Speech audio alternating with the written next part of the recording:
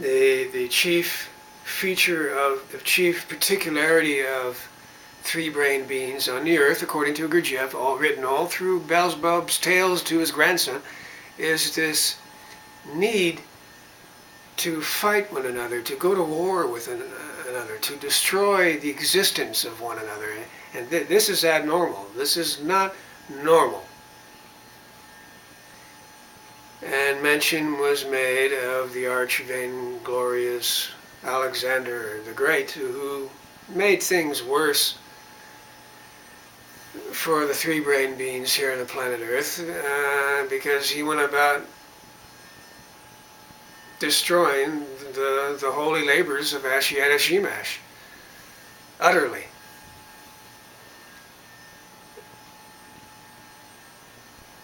Thus, he was called by Gurdjieff the vainglorious. Not such a good fellow as we are raised in public education to think that he is, Alexander the Great. The very important point here is that it is clear from this that the most powerful weapon in existence, more powerful than any physical weapon, more powerful than any nuclear bomb, atomic bomb, any abilities that we may develop, hand-to-hand combat, all of that physical weaponry.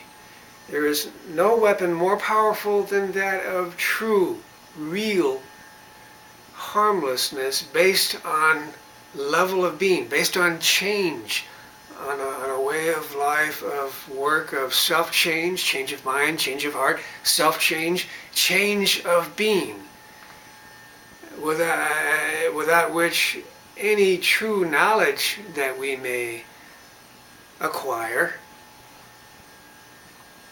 in terms of consciousness, objective consciousness, knowledge is worthless. Any true knowledge is worthless if it does not go hand in hand with work on change of self, change of being. This is what Ashiata Shiemash represents to us. He represents objective conscience, since it was written by Gurdjieff in Beelzebub's tales to his grandson that Ashiata Shiemash saw during his time here on earth, that something is going wrong here. As the humanity has lost its way, lost its faith, lost its hope, lost its love. These sacred being impulses, which are features of being, not of worldly life of itself, features of the inner life of being, the being impulses of faith, of love, of hope, that these impulses disappeared in people.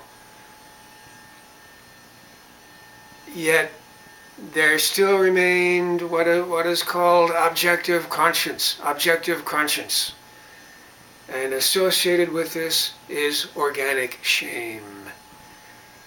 And it is by this that we remember ourselves and remember to follow our aim, which of course includes change of self, change of mind, change of heart, change of being.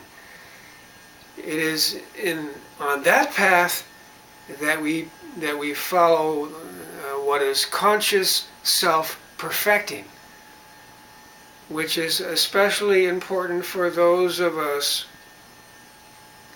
who have developed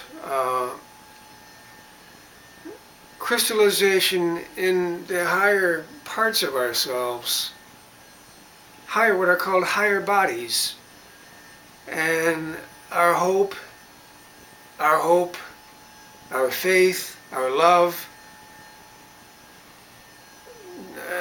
guided by conscience, objective conscience, is to attain a scale of reason such that we know what to do. We know what to do to carry on with this work.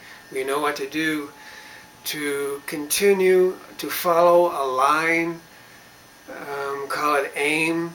The impetus is that we are otherwise a house on fire. We are a house without a master, servants everywhere in charge, first one servant, then another, and each one acting like a tyrant over the others.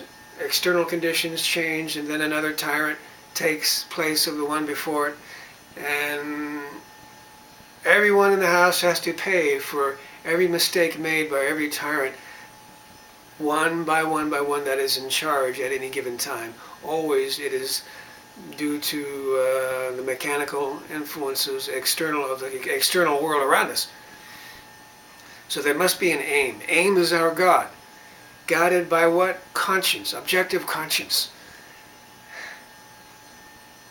And this is what Ashiata Shiemash came as a messenger to remind us of and get us away from this chief particularity of ours, in the words of Gurdjieff, of going to war with one another. All of that is mechanical, all of that is useless, all of that is for no good purpose at all, to want to destroy each other. So the idea of harmlessness fits in with God in His most holy world of the Son Absolute. Non-interference.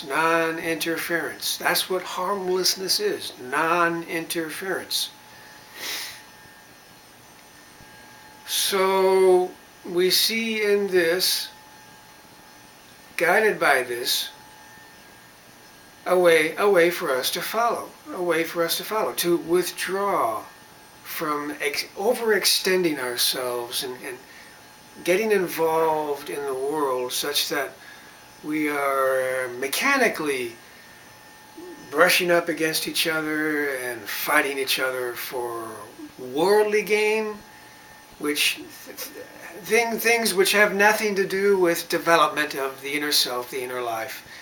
It is only being that is indestructible. It is only being that survives death and can ascend this insane life of itself, lunacy here on earth. All for nothing, dust to dust, and what good is it?